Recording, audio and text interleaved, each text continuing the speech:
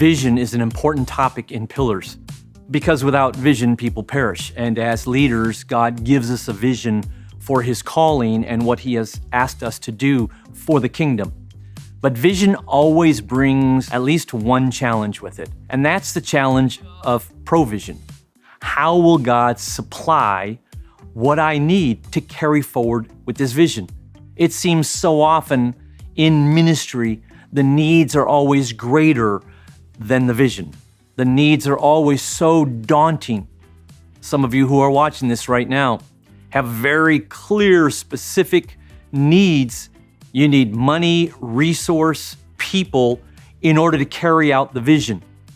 And in this session, we're going to look at God's provision. What I'm going to try to do is change a bit of your perspective as the Bible teaches it by using the example of Moses. You and I were very much like Moses. Moses was this young man who had a vision for how God could use him to set the Israelites free. That was what his idea was. And he had this really abundant life. And to understand God's teaching on provision, we have to understand the life of Moses from his identity, which is given to us in Hebrews chapter 11. So let me describe Moses to you, because in some ways, I'm describing you as a leader of vision needing God's provision. The description of Moses starts in chapter 11, verse 23. By faith, Moses' parents hid him for 3 months after he was born, because they saw he was no ordinary child, and they were not afraid of the king's edict. Ministry is not safe. Moses was not safe. When you and I go into ministry and God gives us a vision, there's a measure where it's not safe, highly meaningful, but not safe at all. And we have to understand that when we think about God's provision, because oftentimes we are thinking, God, provide for me in a way that will allow things to be comfortable. And from the very beginning, Moses' life was never comfortable. Look at verse 24. By faith, Moses, when he had grown up, refused to be known as the son of Pharaoh's daughter. Moses turned down status. He wanted status with God, but he didn't need status with man. Oftentimes, when we think about the provision for the vision God's given us, we think about if I only had this status with certain men, if I only had a certain place of influence, that would allow me to get more people or even more money. And I need that status. But Moses' description was he did not have status with other individuals. Status with God was enough for what God needed to provide him. Look at verse 25. He chose to be mistreated along with the people of God, rather than to enjoy the fleeting pleasures of sin. Moses was mistreated, and he was mistreated in a way that was not fair. When you carry out your vision, you will be mistreated, and sometimes it will not seem fair, and it will not seem fair in the area of provision. And you rely on grace, and God's goodness and God's grace, but you can't compare yourself to others and feel like, well, that's not fair. They got this money and I didn't get this money. You will never step into how God wants to provide for you unless you understand this characteristic that you will be mistreated at times, but that's where you rely on God's grace. Look at verse 26. Moses regarded disgrace for the sake of Christ as of greater value than the treasures of Egypt, because he was looking ahead to his reward. Moses knew there would be challenges. He knew that would be there, but in some ways, those challenges he saw as enormous opportunities to see what God might do. Oftentimes, we only look in the natural. We see the treasures of Egypt. If only we could tap into this resource financially or tap into this partnership. And we look in the natural. Moses had this capacity by faith to know, I'm going to face challenges. But there's a greater reward I will get with Christ as I depend on how Christ will provide for me. Look at verse 27. By faith, Moses left Egypt, not fearing the king's anger. He persevered because he saw him who is invisible. When Moses left Egypt, he didn't know what was going to happen. There was a mystery, but he didn't have fear. I discover for many young leaders especially, when it comes to God providing so that we can carry out his vision, there is this dark cloud of fear that can hover over us. Moses persevered, which is what it does take. He had this strength because he had a connection to God who is invisible. And yet that's where his dependency was on.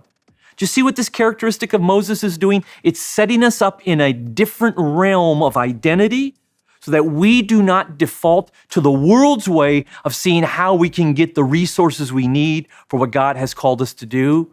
Paul said in Romans 12, do not conform to the pattern of this world. Do not be thinking the way society thinks when it talks about resource provision, but be transformed by the renewing of your mind. God has a different way to position yourself where he will provide for your vision. Look at this other characteristic in verse 28 of Hebrews 11.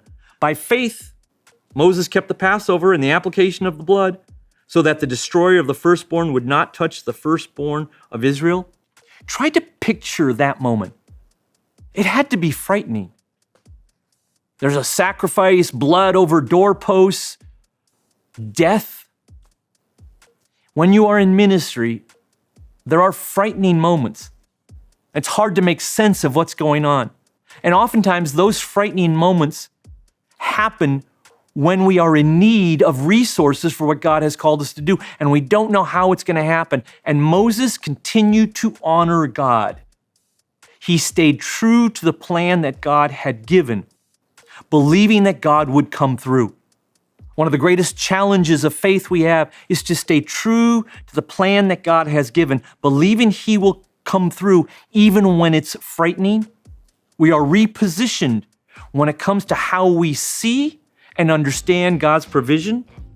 Look at the last characteristic in verse 29 of Hebrews 11. By faith, the people passed through the Red Sea as on dry land, but when the Egyptians tried to do, they were drowned. Moses saw the supernatural provision of God. He saw what would take place. The Egyptians, they were drowned, but the Israelites were led by God into freedom. And God provided for Moses everything Moses needed for his vision to be fulfilled. He didn't provide it necessarily in the way that Moses thought it would be provided or when it would be provided. Do you see how we're like Moses? We're in that same situation where we have this vision and we want to carry it forth, but we need resources for that vision. How does God provide? And the story of Moses gives us a very honest contrast, because if we're really honest with ourselves, most of us want to be like Moses, but only in the palace. We want to be like Moses in the palace because if you think, if I just had the palace, in the palace, Moses had all power. His words were the commands of thousands of slaves. He had all resource. He had all the money he could ever want to do whatever he needed to do. He had all the position. He had all the influence. We look at Moses in the palace in Egypt, who at that time had the vision, set the Israelites free. And we go, if I just had the power and the authority and the resource, if I had that, then I could fulfill the vision God's given to me. But look at the story of Moses, and what you discover is in the palace, Moses failed. With all the power, and all the money, all the resource, he tried, right there. He tried to rescue just one Israelite, and he failed. And God is asking us to make this shift in our thinking about how God provides.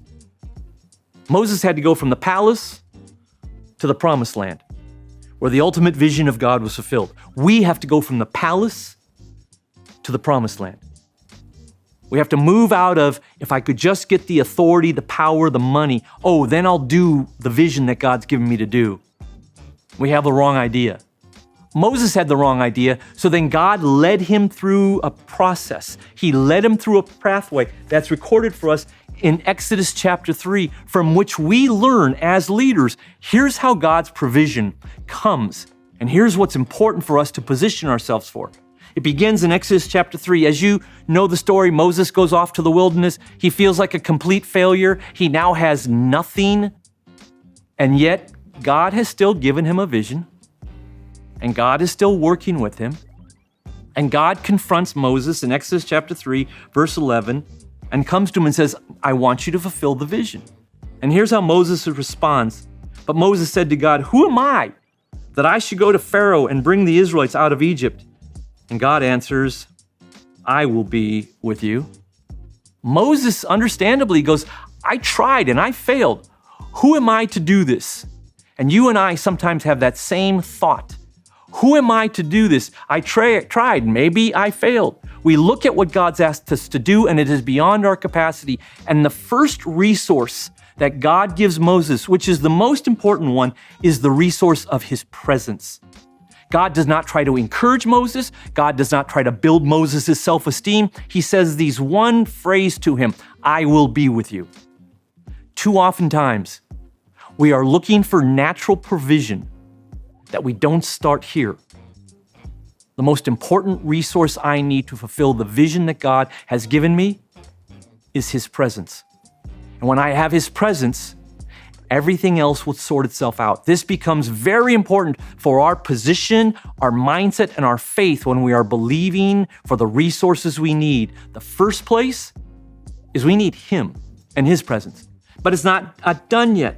God and Moses are kind of having this back and forth conversation. Moses comes back to God again in verse 13, and he protested. If I go to the people of Israel and tell them, the God of your ancestors has sent me to you, they will ask me, what is his name? Then what should I tell them? And God replied to Moses, I am who I am. Say this to the people of Israel. I am has sent me to you. Moses now raises the question of authority. I need the resource of authority. If I go to the Israelites, I have no authority with them. I failed before. I'm no longer in the palace. I have no authority. What do I do? And God responds very clearly. You say, I am who I am has sent you. You are given an authority because of the I am God. And that's the second level of provision that comes to us. It's not just his presence, but there's an authority that he gives us spiritually that we carry, labeled in this name, I am, which is a very unusual name. But honestly, the name I am, it answers every question we have about God's resource. God, who's going to pay these bills? I am. God, while I'm busy serving you, who's going to take care of my family? I am. Every question you have around resource. God, how am I going to find the right people? I am. He answers with an I am. He is right there with you. He is your resource first and foremost. And this is what he's teaching Moses. Moses will need food. Moses will need water. Moses will need leadership. None of that comes until Moses understands, I'll be with you, and I am the I am God. The conversation still continues in Exodus chapter 4, verse 1. Moses answered, what if they do not believe me or listen to me and say, the Lord did not appear to you? Then the Lord said to him, what is that in your hand? A staff, he replied. And the Lord said, throw it on the ground. So Moses takes the staff and he throws it on the ground, and you know the story, turns into a snake. God basically is saying, Moses, I'll take care of everything you need. Just use what's in your hand. What do you got in your hand? And Moses says, a stick. And God says, that's enough. That'll work. When you read the story of Moses, you realize that he threw that stick down and it turned into a snake and it ate all the other snakes. He took that stick, put it over the waters, and the waters parted and they walked into freedom. When it comes to trusting God for resource, God does not begin by saying, look out there and what would you like? He begins by saying, what's in your hand? Start with what's in your hand. Oh, you got a few bread and a few fishes? Okay, start there. That's enough. Whatever God has given you to start with, that's enough. Because a lot of times what happens in ministry is when we have great vision, which is fantastic, we need great provision for that vision, and we're paralyzed. Until I get that large money amount, until I get the right kind of leaders, and we never take the first step of faith. So Jesus says, listen, take a look what I've already given you. Focusing on what you already have, not on what you don't have, and let what you have start you on fulfilling the vision I've given to you. Then you'll begin to see additional resources come to you. Moses comes back to God again, and he looks at his limitations. He says, but I stutter, I can't speak. And in verse 14 of Exodus 4, God says, Aaron is on his way to meet you, and we'll be glad to see you. He's saying, Moses, I'm going to give you the provision of people. You don't have to do this alone. Sometimes in ministry, especially as leaders, we feel all alone. And we carry the weight of that.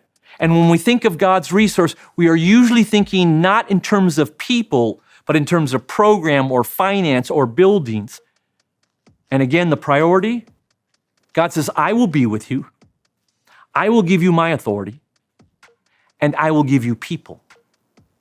God hasn't talked to Moses anything about food or water or logistics.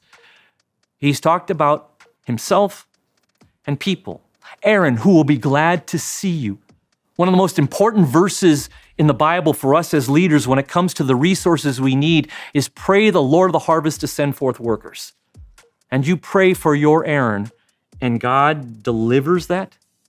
We oftentimes think, wow, if I was just in the palace, then I'd have all the servants, all the slaves, all the money, all the authority. That's what I want. And if you're honest, as you're listening to me, you know sometimes you have fallen to that mindset. And God's provision for his vision isn't some secret key to unlocking millions of dollars for you. It's about repositioning your mindset and your faith through the model of Moses and saying, no, I'm not going to rely on the palace and the natural circumstances. I'm going to go through the crossway and I'm going to get to the promised land. And the provision I need more than anything is I will be with you. The provision I need more than anything is God saying, I am giving you my authority. The provision I need more than anything is an Aaron who will carry with me. Moses changed. The story records it very clearly. He went and started in the palace, but through this pathway, he got to a place of such dependence on the resource of God. It's actually illustrated for us in Exodus chapter 33, where Moses himself is transformed. In verse 15, here's what Moses says to God: if your presence does not go with us, do not send us up from here.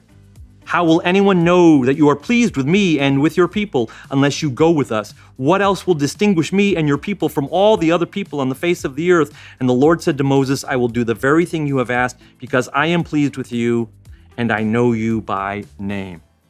Moses was transformed. He went from the palace, I have to get this done for God, I need the resources, to if God's not with me, I don't even want to do it. Because how will people see God? Moses knew that his identity was now simply a reflection of giving glory to God. I know you have a great vision, and I know that that vision needs resources.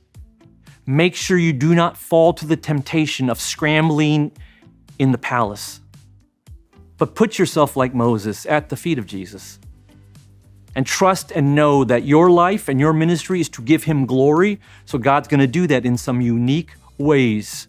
And what matters is the faith you have in an I am God who says, I will be with you.